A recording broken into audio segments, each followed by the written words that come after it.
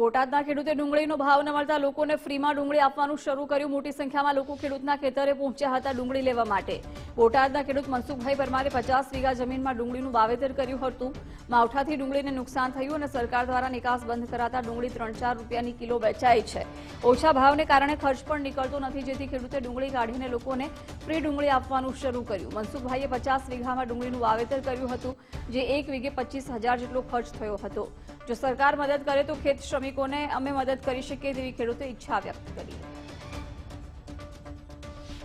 સરકારે જે બહાર નિકાસ બંધ કરી એના કારણે ડુંગળી 3 થી 4 રૂપિયાની કિલો માર્કેટમાં વેચાય છે।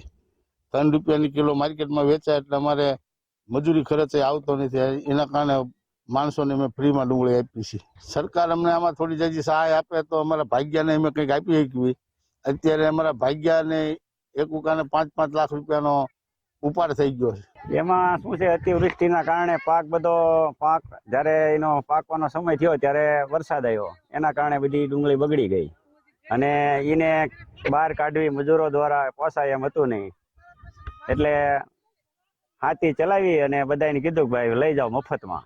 ડુંગળી તો 40 થી 50 વીઘાનું વાવેતર હતું અને વીઘે મિનિમમ અત્યાર સુધીનો ખર્ચો ગણો તો 25 થી 30,000 રૂપિયા થાય। એમાં દવા, ખાતર, મજૂરી, ખેડના પૈસા। ડુંગળી લેવા બધા આવ્યા છીએ અમે જવાહર નવોદય ખસ રોડે। મનસુખભાઈની વાડી છે અને લગભગ 60-70 જણા ડુંગળી લે છે। અમે કઈ પૈસા નથી લેતા, ફ્રીમાં ડુંગળી આપે છે।